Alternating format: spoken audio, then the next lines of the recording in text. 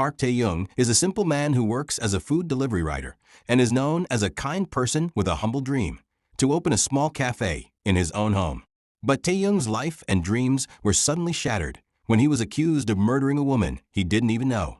Because of this, Tae-young was forced to experience the hardships of life inside prison, which led to his downfall.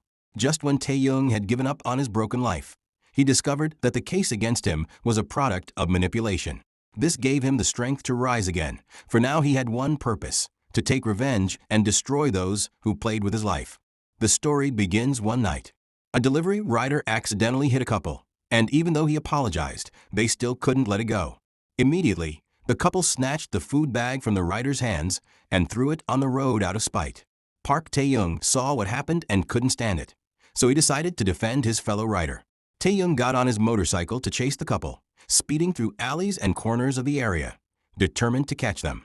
After a short chase, Tae-young blocked their car and threw the bag of food at their faces, demanding payment for the wasted meal. Many people saw what happened, so the couple felt embarrassed and quickly paid to end the commotion. After that, Tae-young immediately called his fellow rider. Tae-young had already received the money from the deceitful couple, so he said he would send it to him. At the same time, Tae-young's younger brother had just finished class. Tae-young brought him a hamburger and always reminded him to eat a lot and never skip meals. They lost their parents when they were young, so they only had each other to rely on. Tae-young worked from morning until night delivering food, doing everything he could to raise his studying brother. After years of hard work, Tae-young had managed to save a small amount of capital. He was preparing to open a shop that sold decorative plants. Thanks to the help of close friends, the shop was almost ready to operate. However, Tae-young still didn't quit his delivery job. He wanted to continue until the shop became stable, and he still needed to pay off debts. His girlfriend, Soo-ji, often worried when Tae-young worked all day and night, but his diligence was what she admired most about him. Soo-ji didn't hesitate to pull Tae-young inside, and they shared a sweet kiss, a simple and sincere love that they both cherished. The next morning, Tae-young woke up beside his beloved, went to the kitchen to prepare breakfast for her, and then began his work as a delivery rider. When he was about to take out the trash, he noticed 3 balloons, a reminder of the passionate night they had shared. Tae-young was a hardworking and kind delivery rider, always willing to help with anything. From helping customers throw away their trash, moving plants to the right spot, to leaving notes for owners advising that their plants preferred shade over sunlight. When he saw an elderly woman struggling to pull a heavy suitcase up a steep path, he immediately helped without hesitation. After working the entire day, Tae-young ate a rice ball so he could continue with his deliveries. Moments later, he heard a phone ringing, but it wasn't his. Someone had dropped it. When Tae-young answered, he realized the owner was a woman. Since she was busy, she couldn't come to get the phone. She asked Tae-young to bring it to her and promised to reward him with 3,000 won. The amount was quite large, so Tae-young agreed without hesitation. He went to the address she gave, but the woman said her mother suddenly fell ill. She asked him to leave the phone in the emergency phone box inside a tunnel, and then he could go. She also didn't want a man coming to her house, so she told him not to come. Tae-young followed her instructions and saw that there were already 3,000 won placed inside the phone box. As he was about to leave, a truck suddenly started near him. He thought it would hit him, but it swerved away and sped off, leaving him startled. That day, Tae-young cooked food to celebrate his late mother's birthday, thinking he would eat alone with her in remembrance. Since he had work, he didn't tell his brother to come, but he couldn't help thinking how foolish his brother was in his studies. Right after he said that, his younger brother Tae-jin arrived. He couldn't study properly because it's their mother's birthday today. Tae-jin also knew that his brother had been talking badly about him. After his brother left, Tae-young was alone again. He took a photo of 2 flowers to show his girlfriend. Suddenly, a group of strangers entered the house to arrest Tae-young. They turned out to be police officers, arresting him for human trafficking and murder. Tae-young was completely confused, not understanding what was happening. At the police station, many reporters and journalists gathered to learn about the case. Tae-young was the primary suspect in the murder of a 20-year-old woman.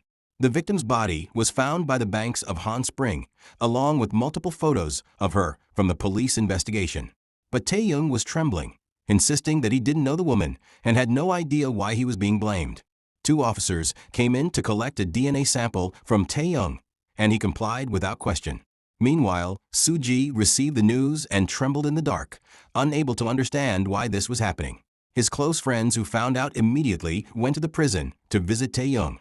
Thanks to them, along with his boss from a flower shop, they promised to watch over and care for the garden. Tae-young repeatedly insisted that he hadn't done anything wrong, but the police kept accusing him, leaving him helpless. His friends were loud outside, and soon his personal information spread across social media. Tae-young was stunned when he heard this. That night, trembling, he asked the police when he would be released. He said he didn't do anything, so why was he still being held? He showed them all the evidence, but they refused to listen. They simply let him shout. Suji temporarily closed the plant shop and hired a lawyer to help him. She also visited him in prison. She wasn't heartless. Despite everything, the police evidence was stacked against Tae-young. Suji continued to meet with a lawyer. The exact time of the victim's death hadn't been determined, making it difficult to prove Tae-young's alibi for the previous 2 days. His friends wanted to check Tae-young's delivery schedule since he worked diligently, which might serve as an alibi. After retrieving his schedule from the past 2 days, they discovered that he hadn't made deliveries between 2 o'clock and 2:30 p.m. His younger brother came to ask about it. Tae-young remembered that his car had broken down that day, and he hadn't finished eating when Kyun-ho fixed it for him. They checked the CCTV and confirmed it was true. Based on the detailed schedule they gathered, the lawyer believed there was a chance for Tae-young to be cleared. Everyone felt relieved to hear this. On the day of Tae-young's trial, the lawyer proved that he was a hard-working delivery man who didn't waste a single minute. He presented Tae-young's schedule, showing that he had no time to commit a crime. The prosecution then presented their own version of his schedule on the day of the murder. They didn't deny that he was a diligent employee, but they found something suspicious. When he delivered food to the victim's house, the 7-minute delivery took too long. At that moment, Tae-young remembered what happened that day. After delivering and taking a photo, he noticed a pot of phook locked though near the window, a plant that preferred shade. So he moved it inside. He even left a note for the owner about how to care for it properly. Next, the prosecution presented a video showing Tae-young pulling a large suitcase. Tae-young explained that he was only helping an elderly woman pull it up a hill. It just so happened that the suitcase looked exactly like the one used to carry the victim's body. When he heard this, Tae-young began to feel dizzy. The prosecutor then asked him why he had the victim's phone. At that moment, Tae-young suddenly recalled the phone he had picked up. He explained everything that had happened that night, from finding it to how he returned it. He said he didn't hand it over directly because the woman didn't want men visiting her house, so he placed it in the emergency phone box as instructed. But the prosecutor claimed he was lying. According to the GPS of the victim's phone, its route almost exactly matched that of the accused, making it appear as though he had carried it with him all day. The prosecution also discovered what they believed to be the crime scene, a bathroom in an abandoned house within the same building where he lived. To obscure the time of death, the killer had soaked the body in warm water. On the victim's body, they